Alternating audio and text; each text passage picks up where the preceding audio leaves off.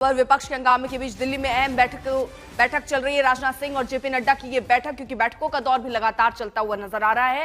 राजनाथ सिंह और जेपी नड्डा की ये बैठक, अमित शाह, निर्मला सीतारमण भी इस बैठक में मौजूद है। आगे की रणनीति को लेकर दरअसल ये बैठक अहम मानी जा रही है। बैठक में एस जयशंकर, किरेन रिजिजू मौजूद इस वक्त नजर आते हैं, क्योंकि ये बड़ा मुद्दा होता हुआ मीटिंग में केंद्रीय मंत्री भी वहां नजर आ रहे हैं। विपक्ष जबरदस्त हंगामा कर रहा है और इस बीच संसद में ही अहम बैठक, जिसमें अमित शाह भी हैं, किरेन रिजिजू भी हैं, राजनाथ सिंह हैं, जेपी नड्डा हैं, सबकी मौजूदगी इस बैठक में। हिमांशु और अपडेट। ये एक मीटिंग हमेशा होती है, प्रधानमंत्री नरेंद्र मोदी बुलाते हैं। राजनाथ सिंह के रूम में ये बैठक चल रही है सभी वरिष्ठ मंत्रियों की, जिसमें संसदीय कार्य मंत्री है, जेपी नड्डा है, निर्मला सीतारमण, एस जयशंकर हैं। कि आज क्योंकि उपराष्ट्रपति का कल देर रात इस्तीफा हुआ और उसके बाद जिस तरीके के कयास लगाए जा रहे हैं कि उन पर दबाव बनाया गया या क्यों उन्होंने इस्तीफा दिया, इसको लेकर विपक्ष की तरफ से सदन के अंदर जो है हंगामा जरूर किया जाएगा दोनों ही सदनों में। तो उसके लिए सरकार की क्या स्ट्रेटेजी रहेगी, क्या रणनीति रहेगी, किस तरीके से जो है सदन की कार्रवाई जो है वो सुचारू रूप से चलाया जाए, इसको लेकर एक स्ट्रेटेजी है। और किस तरीके से विपक्ष को काउंटर किया जाए इस पूरे मामले पर, क्योंकि उपराष्ट्रपति जगदीप धनखड़ ने जो इस्तीफा दिया है उससे उन्होंने अपने जी ठीक है हिमांशु, रोक रही हूँ। अशोक सिंघल भी हमारे साथ जुड़ चुके कुछ और अपडेट के साथ। अशोक, देखिए मीटिंग चल रही है, राजनाथ सिंह, अमित शाह, तमाम यहाँ top minister, JP Nadda, Nirmala Sitharaman सब बैठे पार्लियामेंट्री अफेयर्स मिनिस्टर। जो घटनाक्रम हुआ, हालांकि मीटिंग हर रोज होती है पार्लियामेंट में, प्राइम मिनिस्टर के साथ होती थी, लेकिन आज प्राइम मिनिस्टर नहीं है, तमाम लोगों की मीटिंग हो रही है। तो जो घटनाक्रम हुआ है पार्लियामेंट की स्ट्रेटेजी को लेके, उसको लेके करीब आधा घंटे से बैठक चल रही है संसद में। और दूसरा, जेपी नड्डा ने एक बात कही है कि कल जो बिजनेस एडवाइजरी कमेटी की बैठक उपराष्ट्रपति सभापति राज्यसभा ने बुलाई थी, उसमें 4:30 बजे वो नहीं जा पाए थे और पार्लियामेंट्री अफेयर्स नहीं जा पाए थे।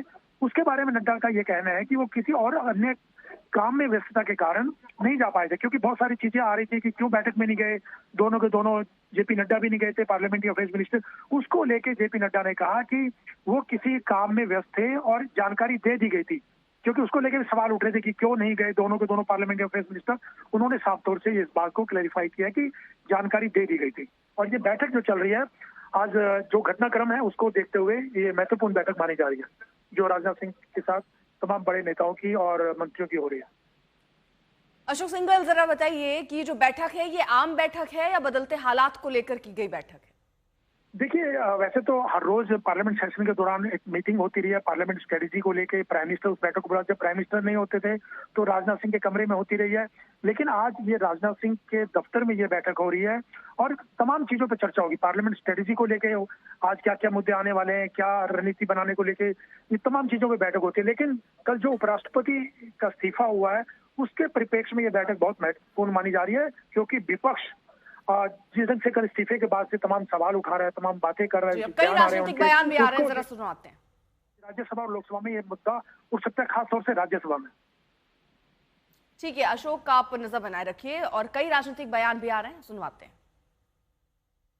एज यूजुअल जैसे लोग मिलते हैं, और हमसे पहले से उनके चैम्बर में जयराम रमेश जी बैठे थे, प्रमोद तिवारी जी बैठे थे, और हम लोगों से जो यूजुअली जैसे वो मिलते हैं, सबसे अपनापन के किए से उनका मिलना जुलना होता है, सबको चाय पानी पूछते हैं। तो कल भी वही सब बात हो रही थी और अच्छे मूड में थे। ये भी मैं नहीं कह सकता कि थोड़ी भी तबीयत खराब जैसी कोई बात नहीं थी, और हम सबको अचंभा में डालने वाला ये समाचार है।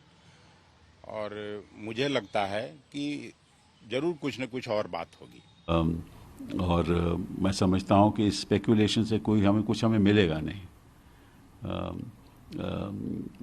कोई भी सत्ता में बैठा हुआ अगर पद छोड़ता है तो उसकी कोई वजह होगी, और इतनी गंभीर वजह होगी कि उनको छोड़ना पड़ा, या उन्होंने सोचा कि अब वक्त आ गया है मुझे छोड़ने का। तो उस पर हमें स्पेकुलेशन नहीं करना चाहिए। उन्होंने चिट्ठी में साफ लिखा है कि मेरा स्वास्थ्य ठीक नहीं है और इसीलिए मैं ये पद को छोड़ रहा हूँ।